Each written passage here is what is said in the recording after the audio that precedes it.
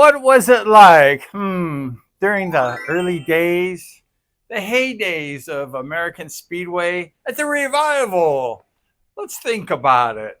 Let me tell you, it was a damn good time. And if you missed it, we're going to talk more about it today. But please, if you like Speedway, you like the content of the show, please subscribe to the channel. That really helps out a lot. Like this show so we can share it with others. And we appreciate you especially for hanging out today. What was American Speedway like? It was like one of those once in a lifetime moments. It was like magical. And it was like one of those experiences you had to be there to experience. But today, we're going to talk more about what it was like to be a rider in the 70s, racing at the Speedway tracks. One of the first things you must notice about the riders in the 70s in America is that they all had long hair. Long hair was in. And it was very important if you're a rider to fit in, right? To be one of the guys, to have that long hair. If you had short hair as a Speedway rider, like me, you were square. I guess I should not go back in time. Maybe I was square with long hair, but you'd be square with short hair back in the day. The second thing that you needed was patience, especially at the sign-up booth. We always had George win and Frida win. You know, George was a good old boy from England. He was a nice bloke, and he knew all about Speedway. You know, George Wynn, he built those engines. He was a pretty good engine builder in his day. And also he helped write the SRA rule book. He knew all the rules from back in the 30s and 40s. He knew all this Speedway stuff. He was an encyclopedia of early day Speedway. But then we had his wife, Frida. And Frida was a card. She was a big mouth lady. She loved to fight with all the riders in the pits at signups. She would always be like, "Baba, you have a baba." I'm like, dude, just shut the hell up and just take the freaking money and just be quiet. But Frida, George's wife, could not be quiet.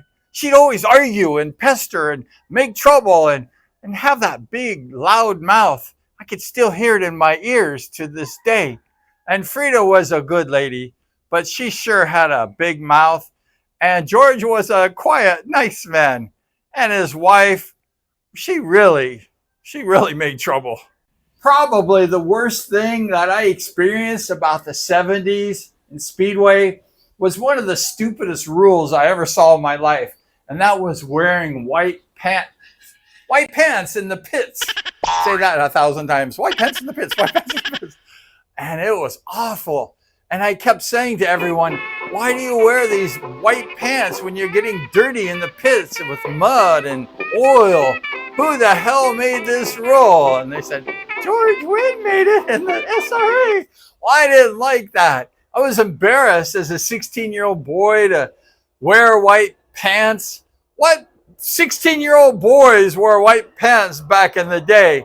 I was like, I'm going to quit Speedway. I'm not going to ever race because you got to wear these white pants in the pits. Nah, just joking.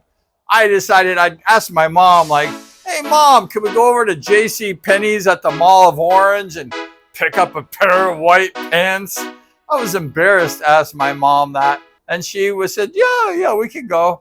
So we went to J.C. Penney's at the mall and we picked out a pair of pants. I said, I want a pair of bell bottoms. If I'm going to wear these ugly white pants, I want to be in style like one of those disco guys. Woo! Staying alive, staying alive. Staying alive with white pants. So you had to wear these ugly white pants in the pits at all times. That was the rule. And if you didn't wear those white pants, you just get kicked out of the pits. You weren't allowed to race Speedway. When I got to the track, I'm like, let me get my leathers on as fast as possible and get out of these white pants. So I'd go to the dressing room. Back in the day, they had a dressing room. Today, you just pull your clothes off in your pits. You put your clothes on, your uniform, and then you just get ready for the races. Who cares? But back in the day, you can't do that.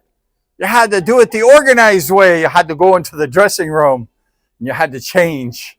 That's where I met Larry Huffman as a 16-year-old. I was like, oh my gosh, it's Larry Huffman. I was in the changing room at Costa Mesa. And I was like, I hope Larry Huffman doesn't notice me. I really am shy.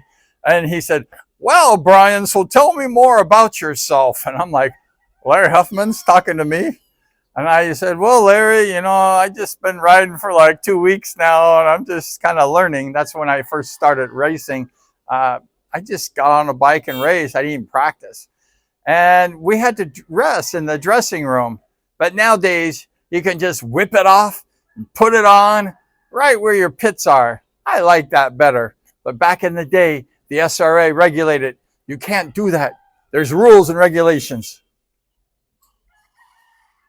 So I'm getting pretty sick of these SRA rules and regulations, and I'm just sitting there minding my own business, got my bike warmed up, getting ready for the races, just chilling, just taking it easy. And I see the SRA officials walking from bike to bike, and I'm like, I hope they don't come to me. They're probably going to try to give me a ticket for some violation.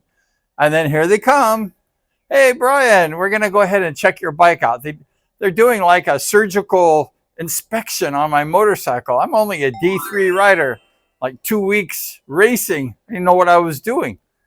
And then they checked my kill switch. I had this kill switch on the handlebar. It was one of those really archaic, old-fashioned kill switches. And nowadays they have the wrist kind, but back in the day they just had the kill switch on the handlebar. So when the bike was going dead, you had to kind of push the button, and then it would kill the motorcycle. So they went ahead and they tested my kill switch, and for some reason, I don't know why, but my kill switch didn't work. And they go, oh, we have a violation. And they got the ticket book out, and they wrote me like a $15 ticket. That was a lot of money. It was like $100 today. They wrote me a ticket for a violation of the kill switch. And I asked them, like, what are you going to do with this money? Where does it go? And they go, oh, we just give it to the riders back in the point fund. And I said to him, I go, I'm just a beginning D3 rider with no money. And you're taking my money and giving it to like Mike Bass and Rick Woods and Danny Becker and these Bill Cody. And you're taking the money from the poor and giving it to the rich. That's not fair.